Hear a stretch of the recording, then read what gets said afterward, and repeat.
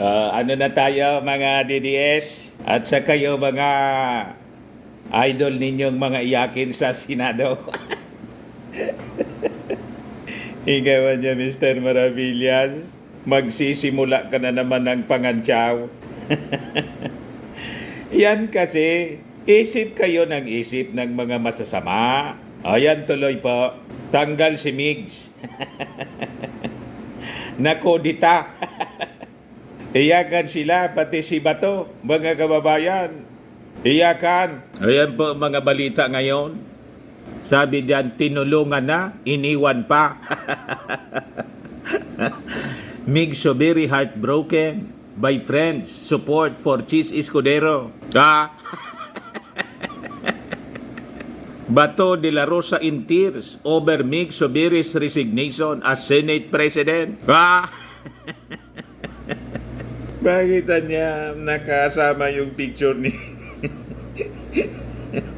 ni Maudigs? Parang sinakluban po ng langit at lupa si si Maudigs sa mga kaganapan sa Senado. Para silang tinamaan ng kidlat mga kababayan. Balik kayo ngayon sa Biyernes Santo. Biyernes Santo ang inyong pakiramdam ngayon, luksa. Sige, isip ninyo ng imbis tumulong kayo sa ating Pangulong Bongbong Marcos, kung ano-anong kaguluhan ang pinagagawa ninyo dito sa ating bansa. Ayan tuloy mga kababayan. Kaya tama itong reaksyon ng isang netizen po, anak ng pating. Sabi diyan mga kababayan, Senator Zubiri do not deserve DSP o Senate President position. For 2 years, he delivered none of the LEDAC priority bills of the administration. He is indecisive of matters that require his attention, like that of subpoena and arrest warrant of Pacquiao. Tama, mga kababayan, mga kaalyado po, mga kakampi. He did not deliver in RB 806, which he promised. Yung economic tsatsa po siya. He lacks leadership and cannot control the Senate. No clear direction. And his colleagues do not respect him. The Senate reputations reach on time on an on-time low under him. He blocks the Senate investigation of the gentleman's agreement entered into by Duterte. Even now, after being replaced, he blames other people and insinuates that the palace has something to do with his ouster. Yun ang statement niya po, the powers that be daw. Yung nasa likod ng kanyang pagkatanggal, kaya napuwersa siya, mga kababayan, na mag-resign na lang. Kasi nga po, kinodita na siya. Nakapirma na yung 15 daw na mga senador. Kaya ito ngayon ang sinasabi niya. Tinulungan na, iniwan pa. Mig so very heartbroken by friends.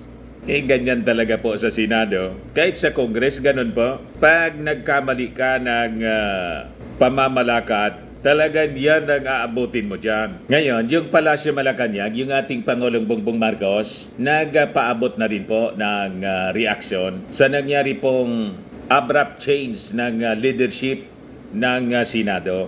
But before po nating pag-usapan mga kababayan, before ko pong ibigay sa inyo yung detalye ng mga kwentong yan, click subscribe muna dito sa ating YouTube channel and hit the notification bell para lagi po kayong updated sa mga kaganapan dito sa ating bansa.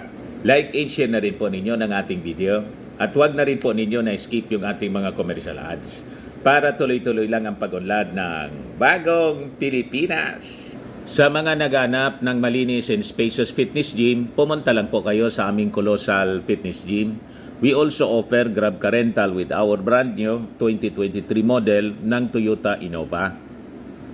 We also accept booking for those who are planning to travel via PAL, Cebu Pacific, and other airline companies, local and international, and bills payment for Meralco bills, PLDT, Aleco bills, etc.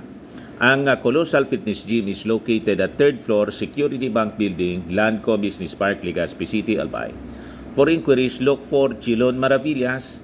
Contact number 0966-802-0949. Lagi na pong matao sa amin. Yan po yung aming Innova. Yan po mga bago naming clients. Kaya di ba? Very colorful po at napakalinis ng aming gym. Pati po mga foreigners, mga British po sila. Napanood nila sa Facebook saka sa YouTube. Kaya nang magbisita sila dito sa amin, inanap yung Colossal Fitness Gym. Di ba? Na-set up na rin yung aming mga bagong gym equipments. May treadmill na rin po kami. Ito naman po yung bago naming product, iGlow Serum, galing pong South Korea. Whitening po siya, tingnan ninyo yung epekto sa aking anak na architect entrepreneur. Para sa inquiries po ninyo, dumiritso na lang kayo sa aming messenger. Sa messenger niya po, Riz Maravillas on FB. Ito naman po, Firmax Firming and Lifting Cream. Sa mga pains, mainam po siya, pati sa paninigas ng mga kaso-kasuan. Pinapahid lang po sa mga pulses and other affected areas. Ito naman po, Automax Revitalizing Serum. Sa mukha naman yung application. Anti-aging po siya. You will look 10 years younger than your age.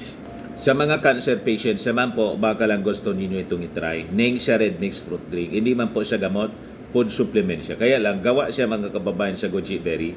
Yung goji berry may anti-cancer properties. Ngayon, yung mga inquiries ninyo, dumiritso na lang kayo sa aming messenger sa Facebook para masagot namin agad. Ayos pa? Ayos na Mr. Maravillas. Balikan natin yung ating mga kwento. So, nagpaabot na po ng reaction yung ating Pangulong BBM na sinasabi ni Migs, the powers that be. Wala lamang iba pong pinapatamaan, kundi yung Palasyo Malacanang. Normal naman po yon.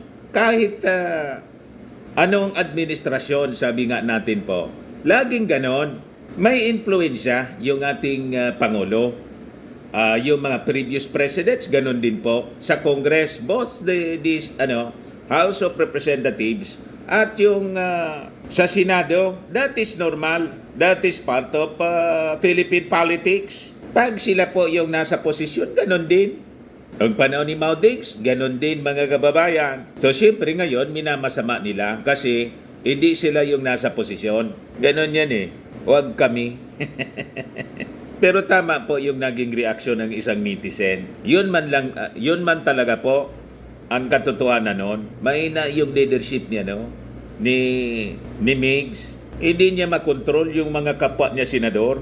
Walang direction po eh. Hindi tulad po ng Congress. Lalo doon sa mga agenda, yung mga legislations po na kinakailangan po ng ating administrasyon. Dismal po yung performance. Malayo sa Congress. So tama lang na pinalitan siya mga kababayan. Tapos sabi nga natin, naging katawa-tawa. Imagine, inayaan niya po yung investigation ni Bato na ang basihan po isang Xerox copy lang na document na dahil lang po sa botas po, authentic daw. At yung lahat ng allegations ni Morales, hearsay. Tapos magpapatawag pa daw ng susunod pang hearing kasi na-mention doon si Lam referring to Lisa Marcos. Sinabi na ni Picoy na yung Lam niya, nabanggit ko lang niya yon. Hindi ko man siya kilala talaga. Narinig ko lang niya siya sa YouTube. Yung Lam, ayaw maniwala ni Bato. Hindi niya matanggap na pinaikot lang siya. Sabi ni Picoy po, hindi man niya ikaw yung pinaikot ko. Pinaikot ko niya, sina Morales, hindi ko niya alam na papatulan mo.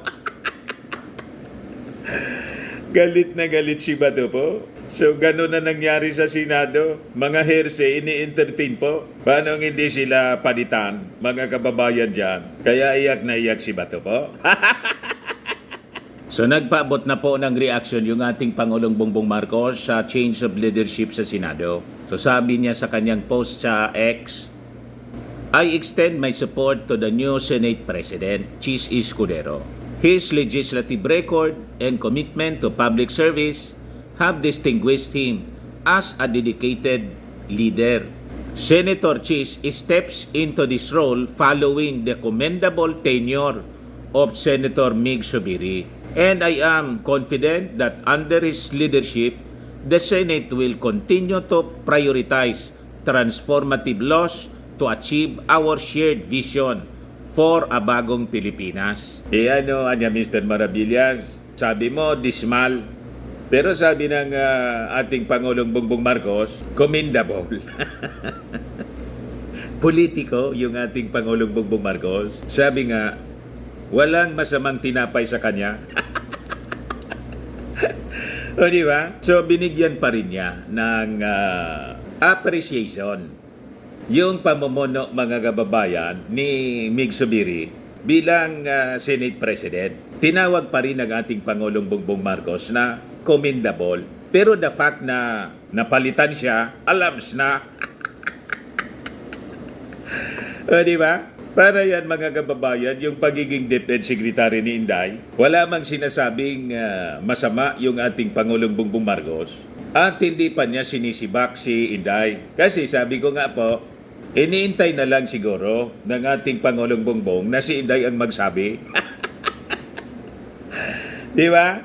The fact na may nananawagan na po na mga grupo, yung Marcos Loyalist, mga kababayan, mga Marcos Loyalist, nagsagawa ng rally sa liwasang Bonifacio na ang sigaw, Sara resign. Binakbakan ng mga Marcos Loyalist doon, mga kababayan. Ito'y mga pangitain.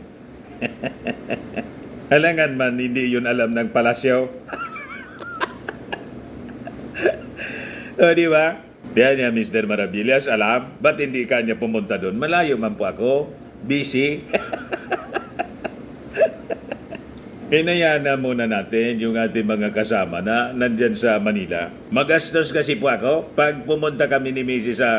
sa Manila, payat yung 50,000.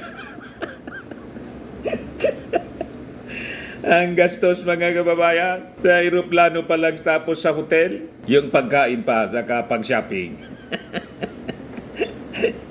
Di ba niya, Mr. Maravillas, binabayaran kayo ng mga insamada? Yan ang akusasyon sa atin ng mga DDS. Bayad daw ako ng ating Pangulong DBM. O di wow, pag ganun.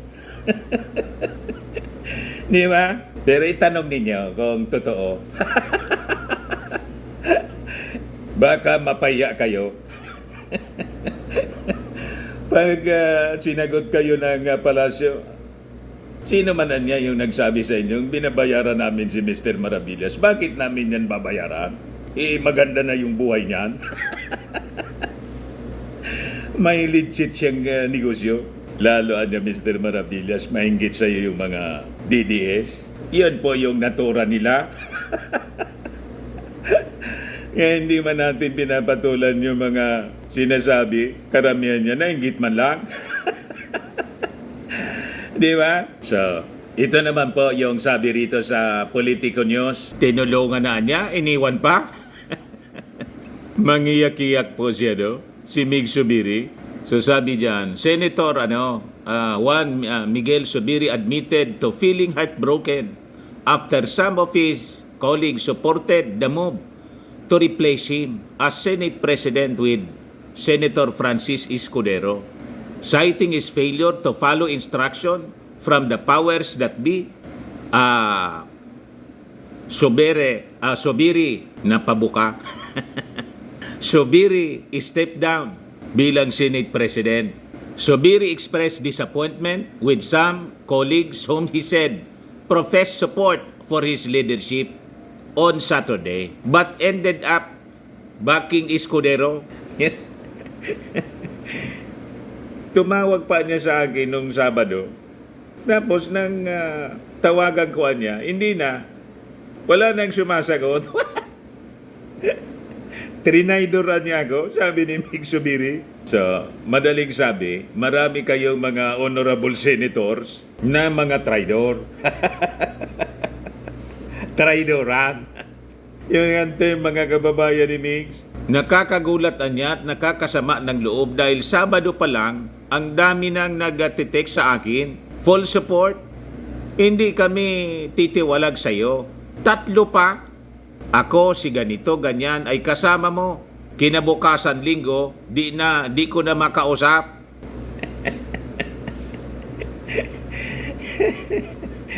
Ganon sa politika po. While Zubiri did not mention any names, he said some of the senators who turned their backs on him benefited from his generosity. Tinamo-tamo ngayon ni ni Mix. Nagkinabangan niya kayo sa akin, pagkatapos ganon kayo. Heartbroken na niya ako. The right word is heartbroken. Doon sa mga matagal ko ng kaibigan, matalik kong kaibigan, ang dami kong tulong na binigay sa kanya sa lahat ng gusto nila. Pati posisyon ay ibinigay natin para sa samahan nating napakatagal at biglang nawala po sila. Masakit sa akin. Masakit sa akin yon. Hindi ka pa nasanay. Sa tagal mo sa politika, talagang no permanent friends or enemy sa politics po eh. Only interest. Pag hindi ka marunong sa politika, kahit dito po sa amin sa lokal, yung mga dating magkakaalyado po, nag-away-away na dahil sa kwarta. Sa mga projects po, magkakalaban na ngayon. Zubiri said, Escudero managed to gather the support of at least 13 senators, while he had 8 supporters. Senator Aquilino Pimentel III and Risa Ontiveros did not participate in the voting for Senate President as members of the minority. Kaya iyak-iyak po si Bato? Parang namatayan si Bato? Zubiri broke down midway through his speech as he thanked his leadership team, Senate President Pro Tempore Loren Ligarda, Majority Leader Joel Villanueva, and Senators J.B. Ejercito, Nancy Binay, Sherwin Gatchalian, and Sani Angara. Zubiri also addressed De La Rosa during his speech, saying to Bato De La Rosa, who stuck it out with me to the very end. I salute you, sir. Tapos saludo din si Bato habang linalamokos niya yung kanyang mukha. Sa kakaiyak, mga kababayan, meron niya Mr. Maravillas. Nasaan si Bongo at saka si Robin Padilla. Yan nga po. Biglang bumaliktad. Ngayon, sabi rito, it is widely believed that Zubiri's ouster was triggered by his respect for Senator De La Rosa to conduct an investigation on an alleged leaked drug operation report that implicated President Ferdinand Marcos Jr. to drugs. Asan si Bongo? Nandito si Bongo. Ibig sabihin, mga kababayan, pati si Bongo, nag-Escudero po, iniwan si Migs. Hindi siya na-mention dun eh. So kasama siya sa 13. Ito po yung iyaking maisog leader. Linalamokos yung mukha po sa kakaiyak. Habang nag-speech si Mig Zubiri. And everything kasi po, there is a season in time. Di ba? Lagi kong sinasabi sa inyo, may panahon ang bawat bagay. Sumobra kasi kayo eh. At saka, dismal nga eh. So ngayon, iyakan kayo. Crying time para sa mga DDS. Yan po, malinaw sa Ecclesiastes 3, verse 1 to 8. To everything there is a season in time, to every purpose under heaven. A time to be born and a time to die. A time to plant and a time to pluck up that which is planted. A time to kill and a time to heal. A time to break down and a time to build up. A time to weep and a time to laugh. A time to mourn and a time to dance. Ngayon, ito yung panahon ninyo na crying time. Tama? Crying time.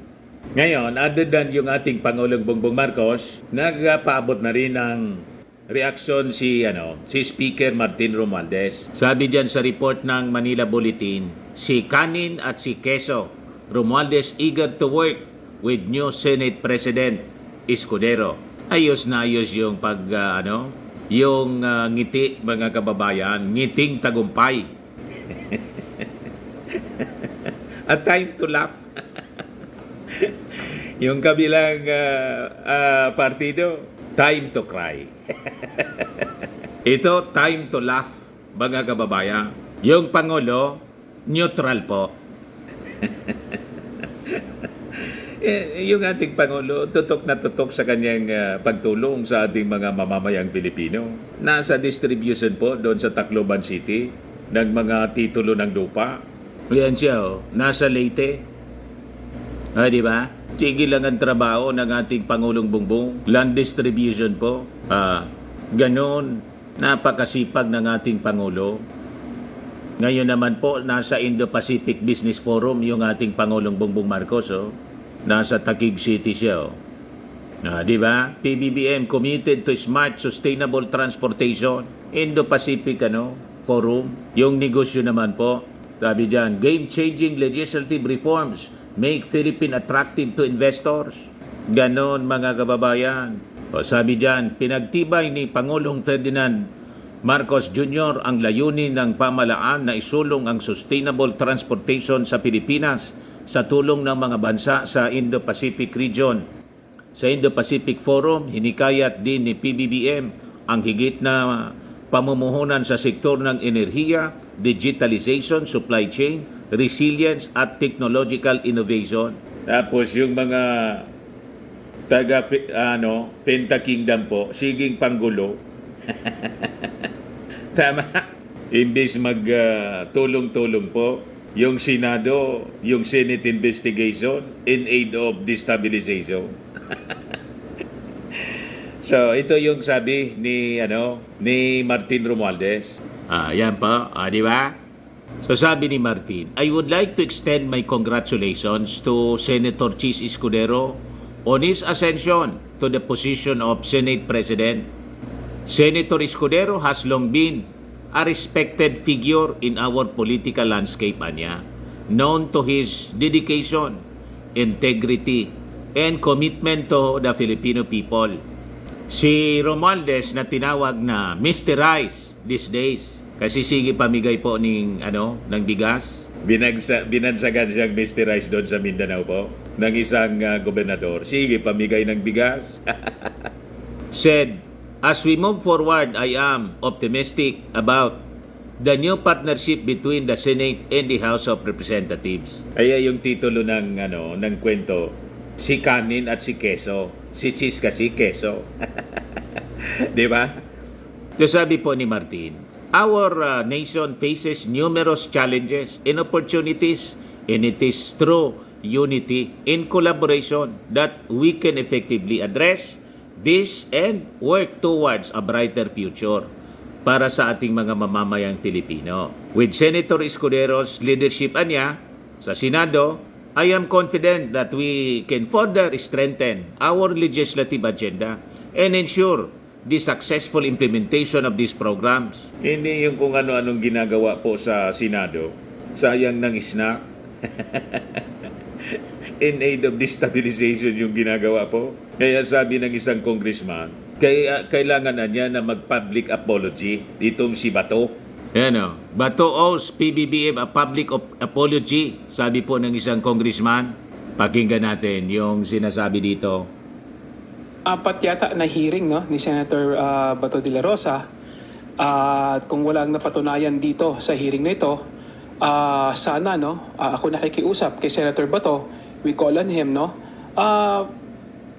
to make public apology sana kay Presidente Bongbong Marcos. Dahil talagang ang dahilan lamang ng komite na hearing ng committee na ito is para ipahiya ang ating Pangulo. So nananawagan ako, nakikiusap ako na kung walang mapatunayan sa hearing na ito na ebidensya, sana humingi sila ng tawad sa ating Pangulo dahil talagang dinadrag nila yung pangalan, yung malinis na pangalan ng ating Pangulo, lalong-lalo na sa mga usapin na wala naman talaga siyang kinalaman na dito. So, yun po ang panawagan ko, isang public apology, galing siguro kay Senator De La Rosa. Yan po mga kababayan yung report ng Manila Bulletin. Galing po yun sa Congress TV.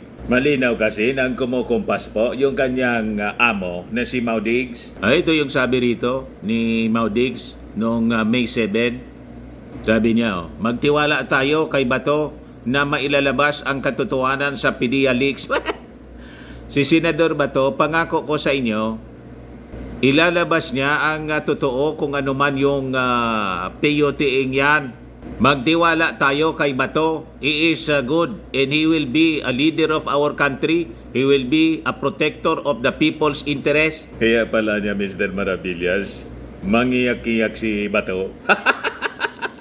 Sinasaway na siya, mga kababayan. Pinaparinggan na ni Senator Chis Escudero at saka ni Senator Jingo Estrada. Hindi siguro magets kasi nga po may kumukumpas sa kanya. Doon nga po sa latest na yung latest na yung third investigation. Paulit-ulit na ini-insist ni Bato na naniniwala siya sa leak document. Wala nga ang leak. Hindi siya galing sa PDEA, kaya po non-existent yung PDEA leaks. Sinertify na mismo ng taga-PDEA. Hindi yan galing sa amin. Ang gusto lang niyang paniwalaan po si Morales na certified pong sinungaling. Tama? So, yan lang po mga kababayan. That ends our video ngayong umagang to. Ako po si Dante Maravillas. Bye-bye po. God bless.